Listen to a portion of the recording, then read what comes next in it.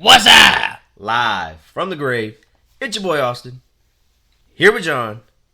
John, how are you doing, man? I'm doing great. How are you doing, Austin? I'm doing fantastic. I can't complain. I'm excited about this episode. This episode we're about to do is on the infamous clown killer, John Wayne Gacy, also known as Pogo the Clown and Patches the Clown.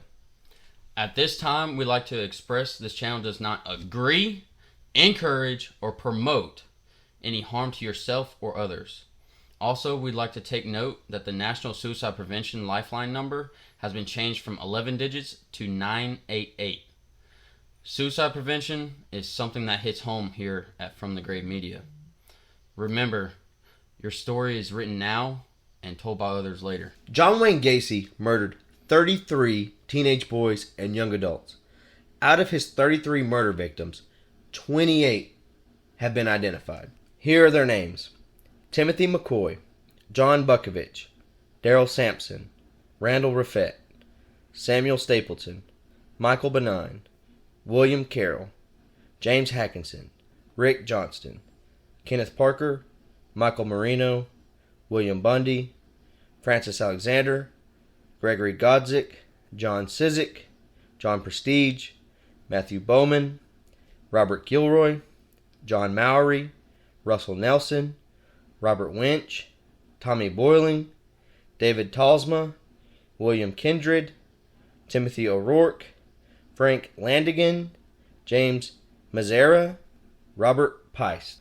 Also, we want to recognize the 5 unidentified victims. Let's begin.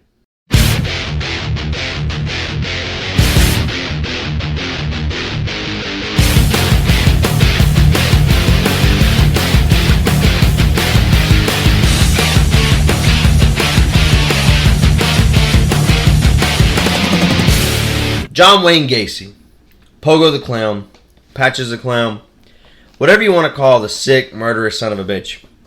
Born March 17th, 1942 in Chicago, Illinois. Executed by lethal injection May 10th, 1994 at age 52 in Statesville Correctional Center, Crest Hill, Illinois. John, let's talk about his childhood. Born March 17th, 1942 in Chicago, Illinois.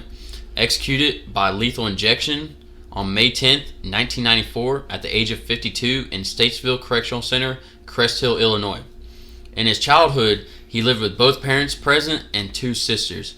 He had a close relationship with his mother and his 2 sisters. However, he suffered mental and physical abuse by his alcoholic father. He was an overweight child that was diagnosed with a heart condition. Between the ages of 14 and 18, he spent a lot of time in and out of the hospital. However, his dad accused him of faking his condition. Okay, so there's a valid argument that his childhood caused him to be the way he was. You know, that nature versus nurture. That's why he became a murderer, is because his dad treated him like a piece of shit. What do you think about that? Do you think that having a shitty childhood is an excuse to kill somebody? Or is it all based on you individually as a person? Okay, so if you look at most serial killers, most of them have really shitty backgrounds, especially their childhood. And a lot of them do have mental disorders that play into those factors. But I also do believe that you're part of your environment. Now, does that necessarily mean that you're going to turn into a serial killer? No, because it's your choice. It's everybody's choice how you're going to live your own life. Even though you had a shitty childhood, doesn't mean that you're going to be a serial killer, you know? And that's a lot of people. Because if that was the case, there'd be a lot of serial killers out there right now. Exactly. You know, I had a shitty childhood. There's not one day that goes by where I'm like really set on, I hate my mom. I think I'm going to go kill somebody because of what she done to me. You know, your past, to me, in my opinion, your past shouldn't dictate your future. Exactly. Your past does not write your future. You write your future seconds before you do it. No matter what situation you get put in, you always have a conscious decision to make. So, and you see this with Gacy, like toward the end of the story when we're going to get into, whenever he's locked up, he tries to play the whole mental health disorder, like, oh, well, I didn't really know I was doing it. It was somebody. It was I think he tried to say like he had a split personality disorder or something like that. Like there was another person inside of him doing it. No. I think with this guy, and I'm not saying that it was a mental health disorder, I think that he was just gay. He had feminine tendencies. He was a mama's boy. And his dad seen that. Like his dad just had a gaydar. Maybe his dad was gay. It could have been, genetics. Who knows? Maybe his dad was gay and he didn't want his son to be gay. We don't know that. And this shit with his father continues. At 18, Gacy became involved with local politics, which led to even more backlash and verbal abuse from his father. However, that same year in 1960, his father bought a car for Gacy. But it was based on an agreement that Gacy would have to pay him back for the car. And any time that Gacy would miss a payment, his father would take the keys. So Gacy secretly made a second set of keys. Upon his father discovering this, that he had made the second set of keys, he started taking the distributor off the damn car. Well, there was one time that Gacy had fucked up, and his dad was like, all right, I ain't getting my money. You ain't driving the car. Takes the distributor off. As soon as his dad got payment and put the distributor back on, Gacy fucking hightailed it to Vegas so his dad couldn't take his car anymore. Yeah, and while in Vegas, Gacy found out, hey, I can find work here, so he got a job at a mortuary where he slept on a cot behind the embalming room. And then here's a really sick fucking thing right here, man. This is where it's expected that Gacy's fetishes for the death were started. Yeah, so one evening, Gacy crawled into the coffin of a deceased teenage boy and held his corpse. I mean, that's pretty fucking disgusting. Just right there. Stroking his hair. Yeah. Loving on the boy. The very next day after this incident, Gacy was just horrified by his actions. He had understanding of what he had just done by laying with that boy. He called up his mom, told her to ask his dad if he could return home. His father agreed. He came home that very same day. And so after he moved home, I guess the next eventful thing would have been his first marriage. Yeah, so in 1964, he married his first wife, Marilyn Myers. Her father owned 3 KFCs in Waterloo, Iowa, where they both moved to so that Gacy could manage the restaurants. Which is kind of creepy if you think about it. Like, after he, crawled into a coffin with a dead teenage boy... He was flipping somebody's fucking chickens. Yeah, nah, dude. How many people ate a piece of chicken from a KFC from a man who crawled into a coffin? I mean, with a dead body. It's just creepy. I don't know. We might be creating some vegetarians after this episode. In 1967, Gacy sexually assaulted a 15-year-old boy named Donald Voorhees, the son of a fellow acquaintance who he had met through the Gacys. And Gacy had basically gotten away with it for a whole entire year by threatening the boy. In 1968, the boy finally gave in and told his father about the incident. The boy's father went straight to the police. Gacy was charged with sodomy after several failed attempts to pay people off to hurt the boy's father, in hopes to have the charges dropped. Gacy was convicted and sent to prison for 10 years. However, he was granted parole after 3. While in prison, Gacy's father died. And I also think we should go into a little bit about his prison life. His prison life was fairly easy. Everyone got along with him. And he some way worked himself into a power position. He ran church. He ran the choir for the church. I'm sure he was singing the choir in prison too. Yeah, probably the most sexually active time of his life, if I had to assume. Yeah, I mean, I hope. I can't stand guys like that, especially pedophiles, man. Honestly, prison time. Nah, they should have just gave him a fucking death sentence. I can't stand that shit. Yeah. However, raping a boy does not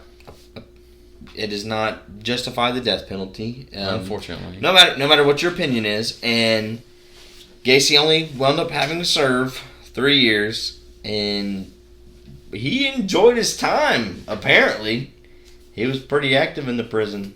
So, pretty active in the prison. I bet he dressed up as a clown already. No. Put on makeup and everything. But even though his father was horrible to him, it still hit Gacy pretty hard, the news of his father's death. After his prison release, he returned to Chicago, and in 1971, Gacy assaulted another teenage boy. And now, the crime was reported, but back in those days, there was no NGIC like there is now. It was all a paper trail, so states didn't communicate what someone was on parole for. And if there had been that kind of communication system, then Gacy would have had to have returned to prison and served out the rest of his sentence. So he basically slipped through the cracks. Yep, it fell through the cracks. In 1971, Gacy married his second wife, Carol Hoff. She had 2 young daughters, who he would be living with whenever he started his murders. Now, Gacy's first murder would have been McCoy. He picked McCoy up at a bus stop, took him back to his house, and they engaged in consensual sexual activities. The next morning, Gacy's in his bed. He wakes up, and he sees young McCoy. Standing in his doorway, holding a kitchen knife. Now, this startled Gacy, and Gacy came out of bed, ready to whoop some ass, or do some ass, whatever it is he wanted to do. And he came at the boy, and in defense, McCoy, put the knife up, self-defense, and the blade slashed Gacy's forearm. Gacy disengages the knife out of his hand, puts the kid on the ground, strangles him, just to walk into the kitchen to find out that he was making his lover some breakfast. He must be pissed about that, because now he has to make his own breakfast. Like, this dude probably would have woke up, made him some eggs and bacon, and blew him again. And this motherfucker just murdered him. I mean, I'd be kind of upset. Yeah. Because then I have to make my own breakfast. No, the breakfast is made. He already did all the work for you. Yeah. Oh, okay. Well, I mean, it was on the oven. It was nice and hot. Well, I mean, too bad. I guess just don't wake up. Don't wake up your lover. Yeah, I mean, who honestly does that? Like, who the fuck goes into? You just met the motherfucker the night before, and you walk into their fucking room holding a knife. Person wakes up. Yeah, I mean, come on. Even making breakfast, I don't think I've ever went to my fucking. I don't ever think I went to the bedroom door and woke up my wife while holding a fucking kitchen knife. Yeah, like, who the fuck does that? Like, of course you're gonna get your ass probably. But, however, so this is his first murder. So, honestly, he was probably just looking for a reason to kill somebody. Yeah, see, that's the thing. Like, this is also this story that I just told, even though, I kind of flourished it a little bit. This is coming from Gacy, so who knows how true this really was. Now, if this was true, it's kind of fucked up, because that's how Gacy decided, like, he was going to start killing people. That if that really did happen the way he explained it, then he just killed 32 other individuals because he not accidentally, but killed somebody off of a misreading of a situation. Now, I don't think it really happened that way. I think that he intended to kill this kid. He just saw an opportunity. Yeah, he just seen an opportunity and then decided to tell a lavish story later on. And in 1975, Gacy told his second wife that he was bisexual. And in the same year, Carol asked for a divorce. Now, during that marriage, John was already murdering and raping little boys. Well, we say little boys, but it's younger. They're adolescent adults. Yeah, they're what we consider nowadays is not the age of consent, which it shouldn't have been the age of consent back then. But do you know what the final straw was for Mrs. Hoff or Miss Hoff? What's that? She found cum-stained men's underwear that were sizes too small for old fat-ass Gacy. Oh, that's fucking gross. Yeah. Well, that's actually not really what was the final straw, but she didn't mention that. What was the final straw was they had an argument over the fucking checkbook. Of course, it's always money. She knew that he was bringing in young men into the garage and she wasn't allowed to go out there. But the fucking checkbook's what did it in. Ah, fuck him. Yep. Misbalancing the checkbook. Let's talk a little bit about the clown. Let's talk about Pogo and Patrick. Yeah, well, we know this. But what about his little birthday escapades? Alright, so he spent time working as Pogo the Clown, which was one of his, I guess you would say, stage names. Yeah, that was his good clown name. That was his good alter ego. Yeah. Which is why he is dubbed the Clown Killer, even though the clown persona never played into the murders. Which you would think, I don't know, I got a sick, fucked up mind. Sometimes, I'm like, you would think Clown Killer, I imagine this motherfucker dressed up as a clown, going around just killing motherfuckers. Like Twisty or some shit. Like yeah. You're just fucking worse than him. But well, yeah, it kind of just gives clowns really, it's a disgrace to clowns to even put this man in the same category because his fat ass thought he could just dress up and go to kids' birthday parties and make it funny. Now, besides this kidding around, the only part of his clown persona that played into the murders is he always asked or not always, but a lot of times he would ask his victims if they wanted to see a trick. And that's how he drew them in. Yeah. Well, not how he drew them in, but kind of how he handicapped them. Because, he could... If... There's a couple of victims that he didn't kill that he just had attempted to sexually assault or that they had consensual sex and they got away. He got his ass whooped a couple of times. Oh, I'm sure. But how he would handicap them is he would be like, hey, do you want to see me escape some handcuffs? And then he would have like a secret key hidden between his fingers. Or he would say, hey, do you want to see a magic trick? And then he would be like, oh, I'm going to show you how to escape this rope. And then he would like tie their hands up or handcuff them. And then he would strangulate them. Yeah, so it's pretty much his way in.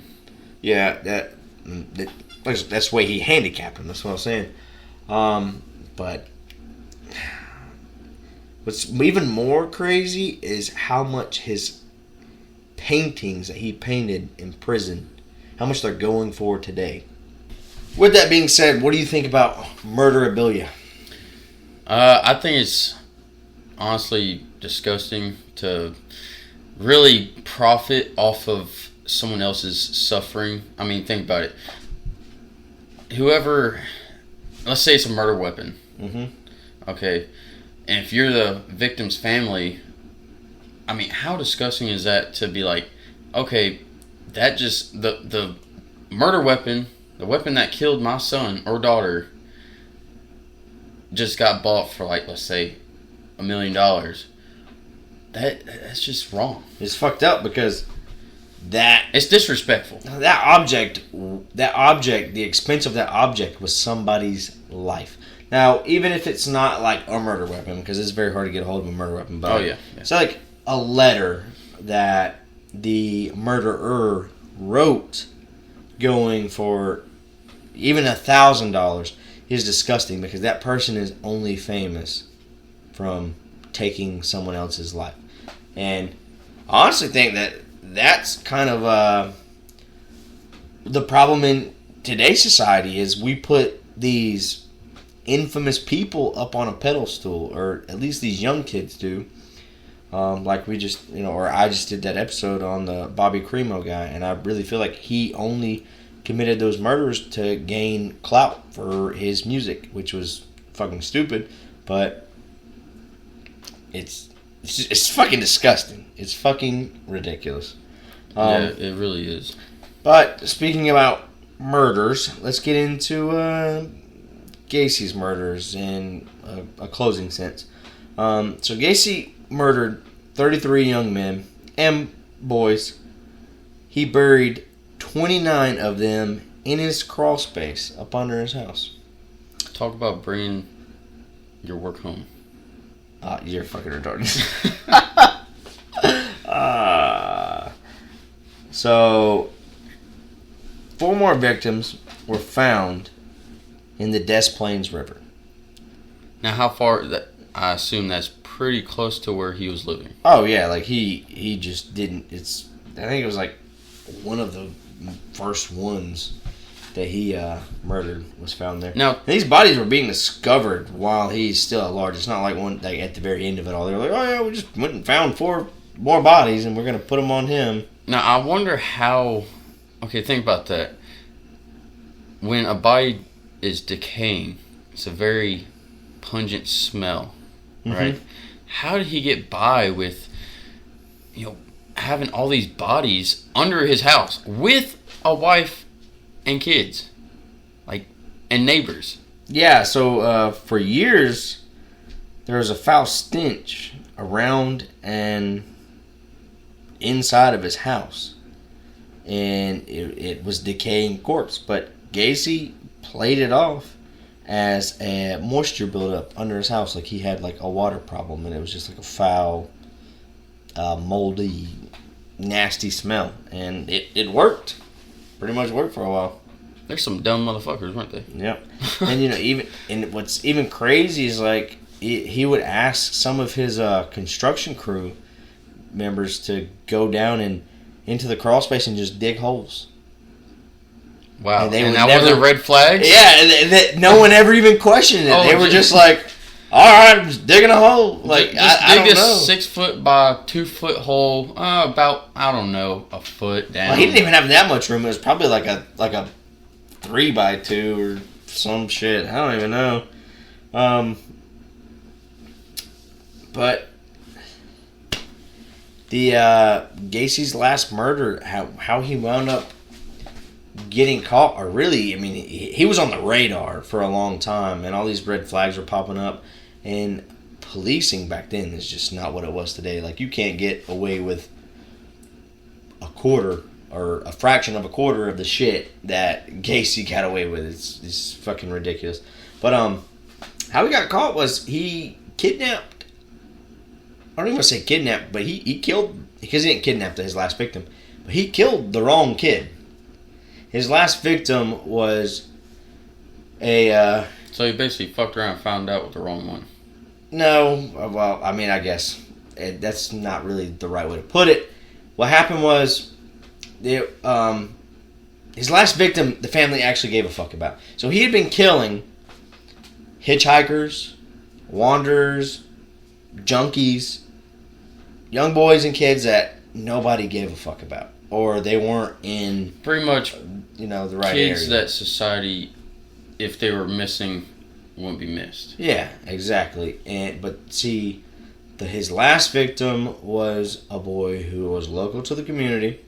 He was from a moderately wealthy family. His parents just gave a fuck. So he worked at a drugstore. Gacy was doing contracting at this drugstore. He walked in, he seen the boy, took a fancy to him. Basically, it was like, hey, I got this construction job opportunity for you, way more pay than what you're making here. How about you come to my house and we talk about it afterwards? And then the boy went outside, told his mom that he was going to be a little bit. He was going to talk to this guy about this job. Obviously, the drugstore knew who Gacy was because they employed him. And so it was known that the boy was last seen with John Wayne Gacy, which prompted the investigation into Mr. Gacy. They did a search warrant of the house. The first time, not enough evidence popped up to convict Gacy of anything. But however, the next time that they executed the search warrant, the bodies were discovered, and Gacy drunkenly gave his confession to his attorney, which ultimately John Wayne Gacy was convicted of the 33 murders and sentenced to death. And his execution is where our story comes to an end. John, how do you feel about John Wayne Gacy? Not the cowboy, the gay cowboy. Oh, the gay clown cowboy, huh? Oh, yeah. Rodeo, clown, cowboy, gay, killer, whatever. Yeah, yeah, it's pretty simple. Yeah, fuck that guy. And, and honestly, if I could have been the one to kill him, yeah, I would just set his ass on fire and just watch him burn. Could have said it better myself, brother. Put it in my butt. So, this portion concludes the end of John Wayne Gacy. If this is the only part that you wanted to hear, leave now. We're gonna do something a little different this episode. We're gonna give you guys some extra content. Me and John are gonna sit around, share a ice cold bush, not Bush Light, just bush, and bullshit a little bit. Let you guys get to know us. Let you guys get to know our humor. And if you like us making this kind of content, then let us know. Give us, if you want ideas of next videos, stories that you want to hear about, or anything, just hit us up. If you just want to say fuck you, there's just a big F-U-C-K. Make sure you spell it out. Y-O-U. Yeah. That's fine too. We don't give a fuck. Anything's good for us. So my house is haunted, John. Again. It's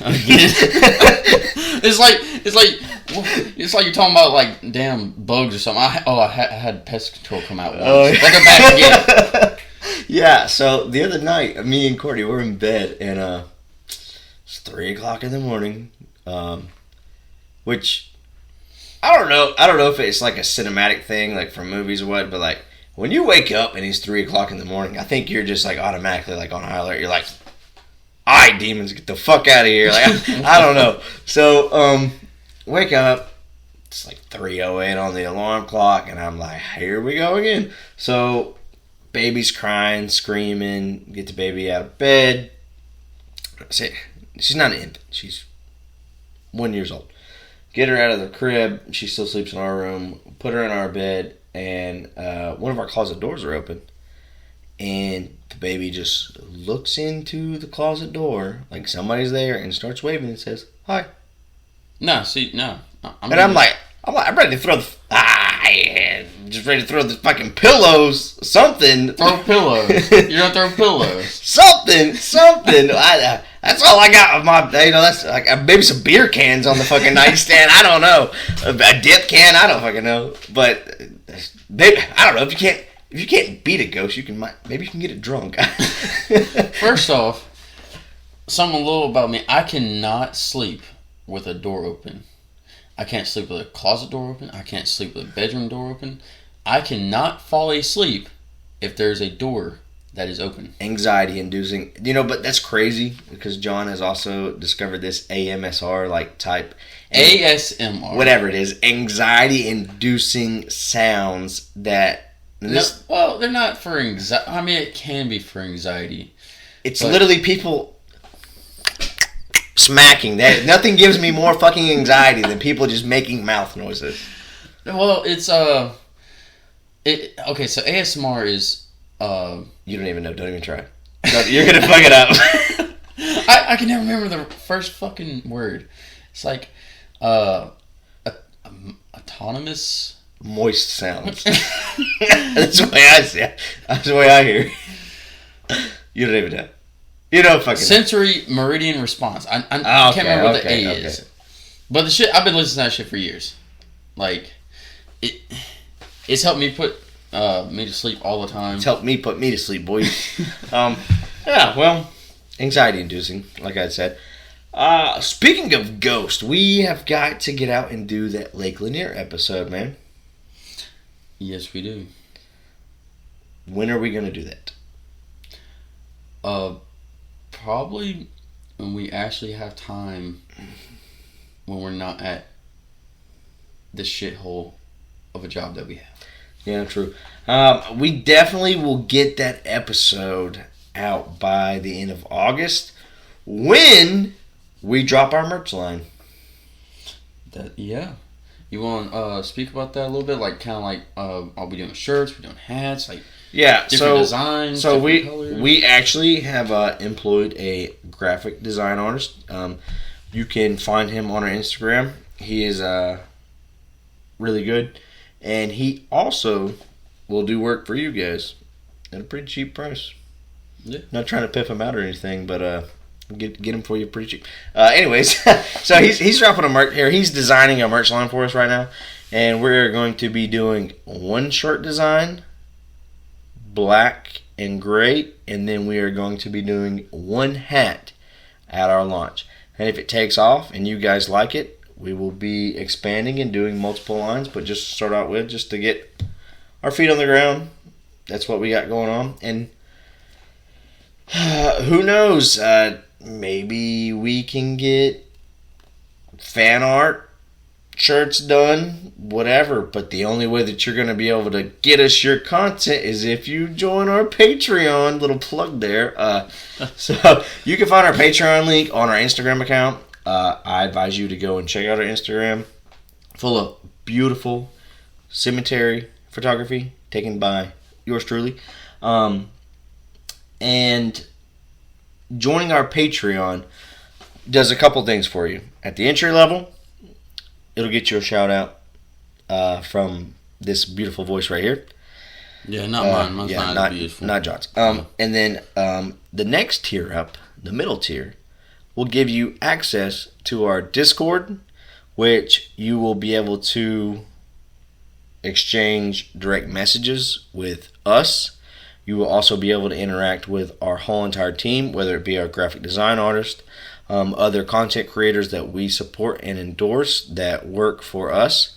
And also, every Thursday, we will be doing live voice chats where you can hop into the video call and see us face to face and talk with us. And pretty much do the exact same thing that we're doing right now. And I don't know how many brain cells you'll lose, but you'll definitely have a good laugh. Well, I mean, I've already lost enough, so. Yeah. Also, let's talk about this. My wife has been getting on my ass about drinking twisted tea. Is that feminine? Is it feminine for a man to drink twisted tea? I don't think so, because... Is John Wayne Gacy coming after my ass? And is his ghost coming after my ass because I drink some peach twisted tea? No, White Claw, yes. I've tried White Claw once just to be like, okay, what is the fucking craze about this shit? Because, you know, when it came out, it just exploded. I was like, what's so good about this stuff? So I tried one time. Yeah, it tastes like ass. Hey, White Claw, if you want to give us a sponsor ad, ignore this shit right here. Yeah, but I don't give a fuck. So, yeah, they taste like ass. I don't know why people like them. I couldn't even finish one. And so, yeah, fuck White Claw. I imagine it's what unicorn puke tastes like. More like unicorn piss. Yeah. Because there's really no flavor. It's just like seltzer water, pretty much. I think that's pretty much what it is. Just put some, like, a little bit of alcohol in it. Mm-hmm. But it's just nasty. I don't like it. So I also think we should talk about where we're going with this podcast. If we had an idea, we would probably tell you. So I don't fucking know. But that's kind of the beauty of it. Life is unknowing. We live day to day. One thing's for sure, we are going to die. We're just lucky that we're best friends and we get to take on this project together, create content, So whatever we feel like that day, or whatever we feel like that week, or whatever projects we have in mind, we're just going to go for it. Yeah. Oh, so, I'm not one in talking about death and all that stuff. I actually had a dream not that long ago, actually a couple of days ago.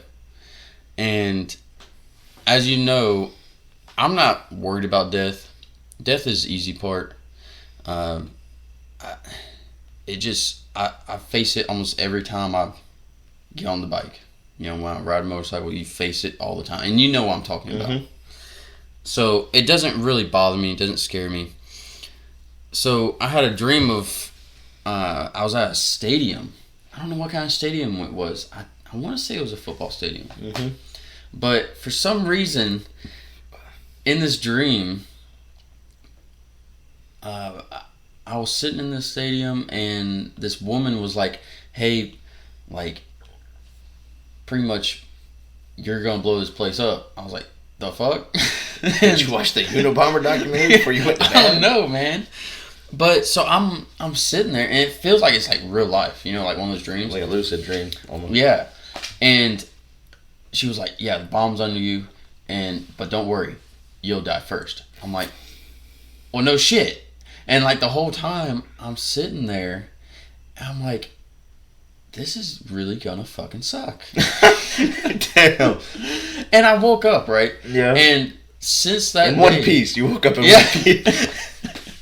And since that was a couple of nights ago, and I tell you what, past couple of days, my anxiety has been through the roof when it comes to death. And I'm not scared of death or anything, but there are certain things that I'd rather not die from, and that is one of them. So maybe that was part of it, because I don't know, the thought of being blown up, like just you're sitting there, and the next thing you know, boom, and you're just like in pieces. It's like my biggest thing when it comes to death, man, is I don't want it to be a long, painful thing, even though getting blown up probably won't be that painful. Yeah. But like just the thought of like your body getting ripped to shreds, from a bomb.